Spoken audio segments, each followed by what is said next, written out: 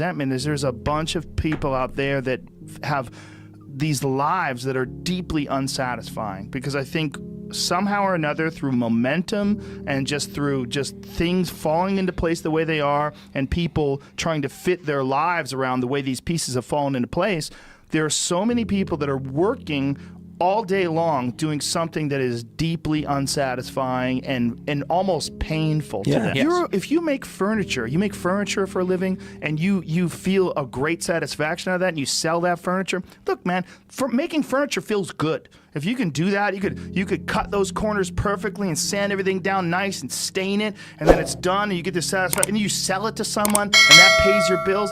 That is infinitely more satisfying than being stuck in some fucking cubicle working for someone that you don't want to work for, having to have these stupid fucking office meetings, talking to people in human resources, sitting down with your supervisor where they evaluate your job performance, and you're not really, you really need to be enthusiastic about this company. This company is your future. This kind of like, you're like, fuck, kill me now.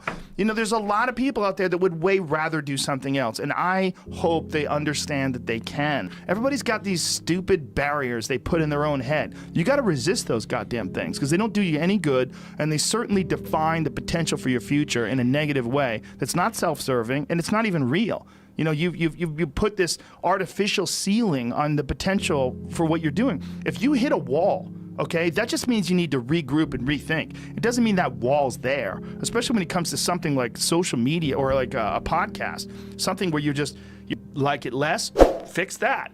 Figure out a way to do it. You can do that. And this idea that there's no way to get past the starting block today is just ludicrous. It's crazy. And it's just this poor thinking. And people that are trapped in bad situations, one of the problems is you feel like this is your future. You feel like you're fucked and you can't get out of that. There's no hope. There's no light at the end of the tunnel. There's no rainbow. And if you feel like that, that alone can be incredibly defining and limiting.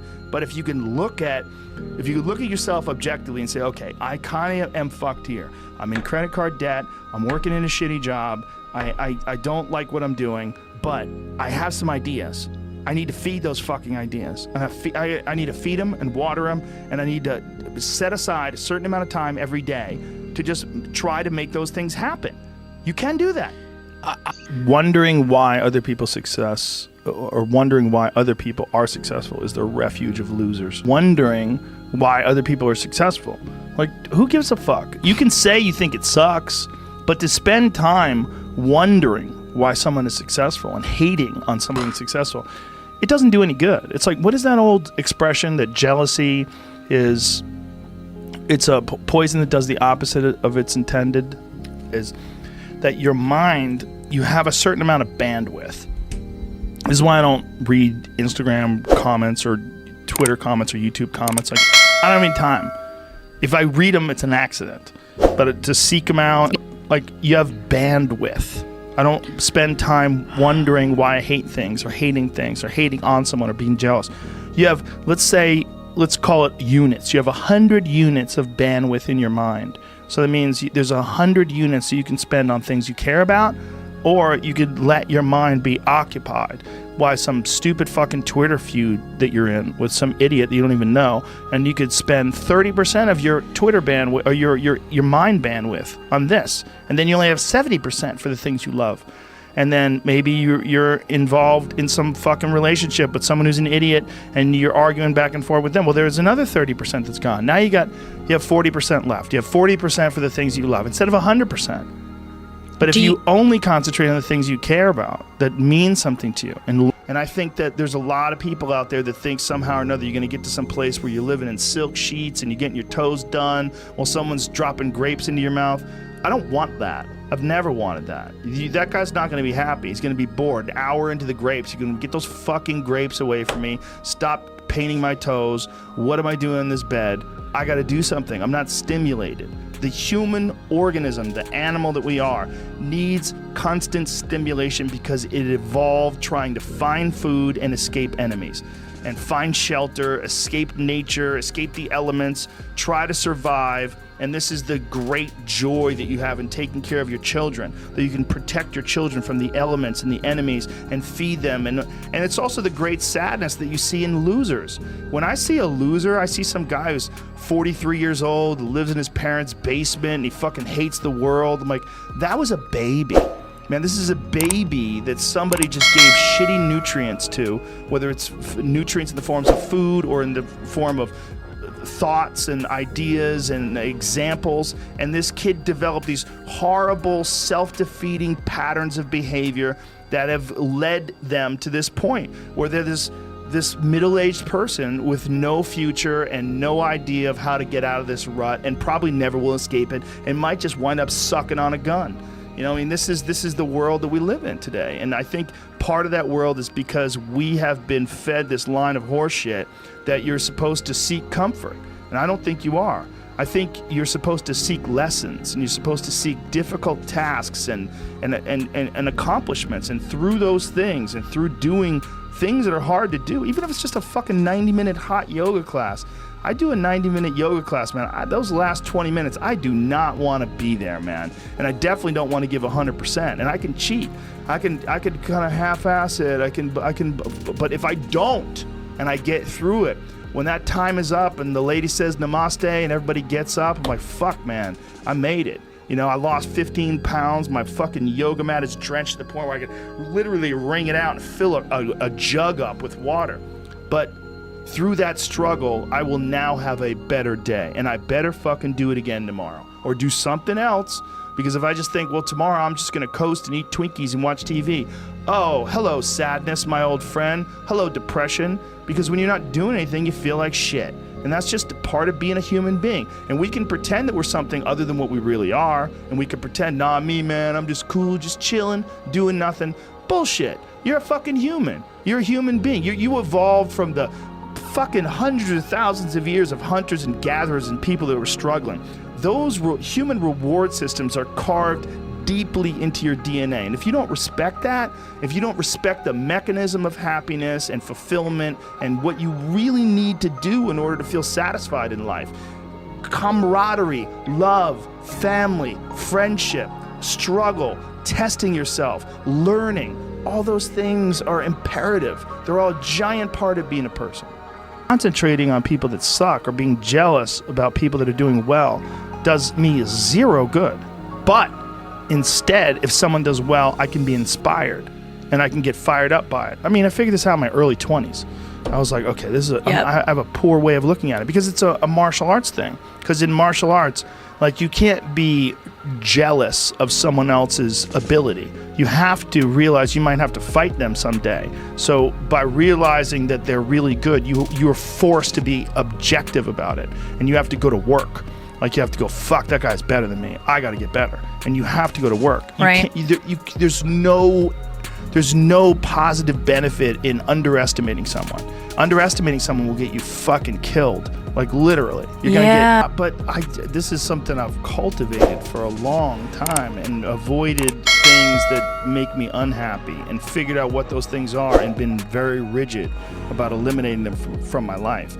And one of the big ones is eliminating interactions with people that are negative. That is gigantic. And because I've realized that I'm not really as independent as I used to like to think I was. I used to like to think that my thought process was independent and that I don't give a fuck what anybody thinks. That's nonsense. People say that because they absolutely care what people think and it bothers them. So they say, I don't give a fuck. But that I don't give a fuck stuff is almost entirely nonsense. You do care. And you care in both ways. You care if people are critical of you, care if people are positive of you, but you also care if people are living positive lives and they're motivating you. That's a big one. People are fuel, and other people, it's one of the reasons why I like talking to people, one of the reasons why I like to do podcasts, because I get a lot out of, like just talking to you about your time in the monastery or your push to get to that 100 miles. Like, you get energy out of people like that, and you think about this energy and you think about this inspiration when you're doing other things.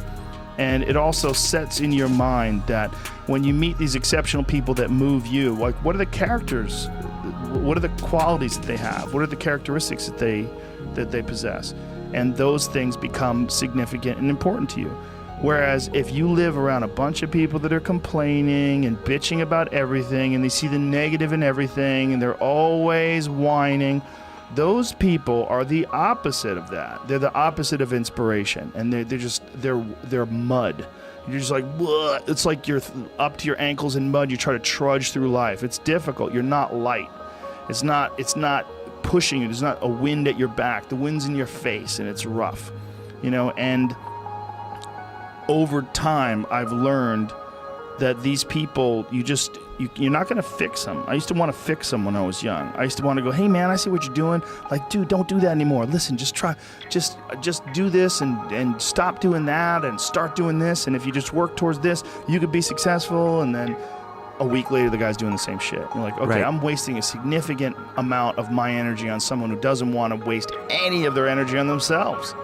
And so managing the community and the tribe that you're in, making sure that you're a good member of that tribe, that you're doing your part, and there's a lot of cynicism in these days about inspiration and about motivation, because there's a lot of fake shit. You can go on Instagram and you see a million of these inspirational quote pages, and they're run by people that are probably depressed. You see a lot of people that are, talking about how to get ahead in life, but they're not really doing anything themselves. So there's a lot of cynicism involved in that. But there's also sincerity in it, and you can get, if you just look at it with a pure heart and a pure mind, you can get a lot of energy out of that. And when you're around happy, inspirational people that are successful, it makes you feel better and you get inspired. And if you act on that inspiration, your life will be more fulfilled. And it's not just inspirational in terms of financial success, but in terms of doing difficult things, whether it's running 100 miles, it doesn't pay you a goddamn thing other than the wealth of the knowledge that you can push yourself to such an extreme. Or anything else, whether it's someone who becomes really good at playing chess, or someone who's really good at martial arts, or whatever it is. There's a great feeling in these overcoming these difficult things, because life is never this just constant state of, I'm at a 9 all day, and when I'm with my wife, I hit 10. Yay! And I stay like that. That's not real. What's real is like you saying that you went to this monastery and felt all this angst about meditating and being alone and not having your phone and not having the input, but then when it comes out of it, then you have this reward. So you push through this, and you had these uncomfortable feelings, and you came out of those uncomfortable feelings with this newfound appreciation for time and this respect for your own existence in your own space, and carving out 3 hours for yourself a day. That's where it all comes from. It all comes from life lessons, and the lessons are learned through struggle.